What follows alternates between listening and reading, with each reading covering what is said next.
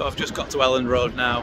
The traffic was absolutely horrendous on that roundabout coming in, but this is the most police presence, obviously, that there's been all season. There's absolutely loads outside the ground, but I am actually a bit later than I am usually, so I'm going to rush inside the ground now, and you'll see when we get in there what the atmosphere is like. I can't remember who's covering today's game, but I'm pretty sure that's either a BT or a Sky helicopter, because they had a camera on the side of it and they were looking over the ground for ages.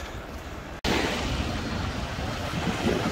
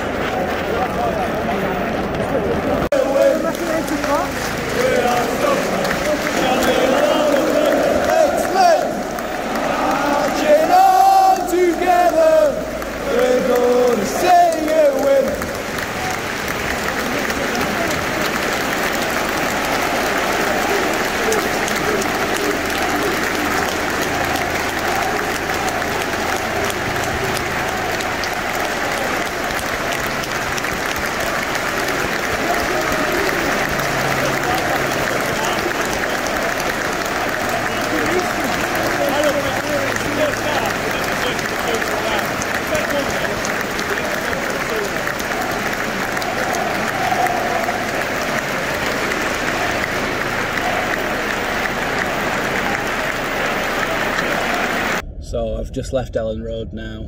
I'm just trying to get out of the traffic, but Jesus Christ, the fact that we scored a second goal 24 seconds after the first is mental, and there was absolute limbs in the Kop, in the South Stand, all over the place. It was such a good feeling for about a minute of the game. And then they obviously came back and scored. I don't understand how we always concede at least 3 or 4 goals against them. They're not that good. We've seen them every other week be not that good, but somehow they always seem to score against Leeds.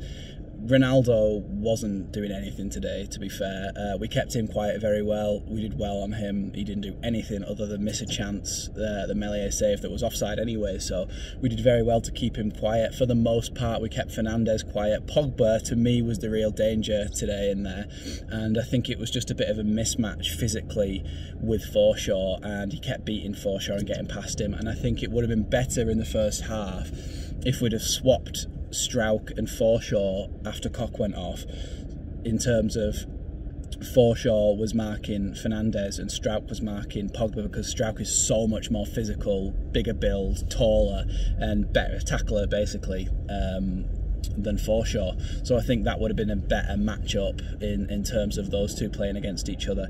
But the game was won and lost again in the, with set pieces. The one at the start just killed us basically. The atmosphere was absolutely mad in that first half. When it first kicked off, it was electric in there, probably the best I've ever felt it, maybe other than the playoff semi-final second leg against Derby, which we all know what happened there, but that atmosphere was electric as well. So yeah, it was amazing, and then they scored that header and it put a downer and everything, and you thought, oh no, it's going to be another one of these. They score a second and you think, oh my god, it's going to be another one that's an absolute row. But I don't think they deserved it particularly. I think we needed to get to grips with them in midfield, which is usually the problem against them, because they've got some amazing midfielders, some really talented players. They don't necessarily always play really well together, but when they come up against Leeds, they seem to. So yeah, I think we needed to get to grips with the midfield in the first half, and that was one of the biggest issues that we had. Coming into the second half, Bielsa swapped things round a little bit. Rafinha came on for Harrison, and who did Gelhardt come on for?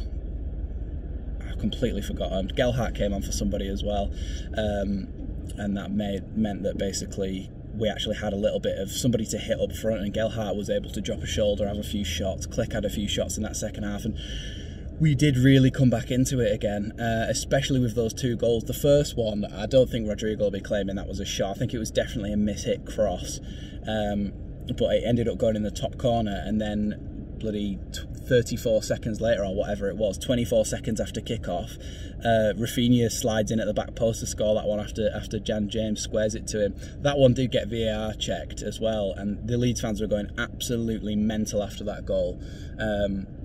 But then it got VAR checked, and I thought this is going to be ruled out here, because it seemed like Forshaw had fouled Fernandes, but they gave it in the end, and that was another little booster for us. And obviously we then went on to hold that 2-2 for a little while, but it wasn't long enough, because they then came back into the game and obviously won 4-2 in the end, and it was just a case of us being hit on the counter-attack.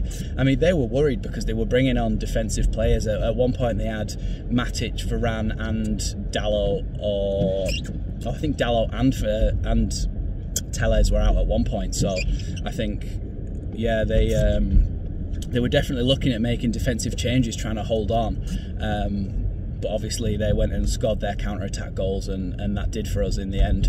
So yeah, it was a really disappointing one, but it shows that we are creating more now, and we're creating opportunities. They've got a really good keeper in David De Gea.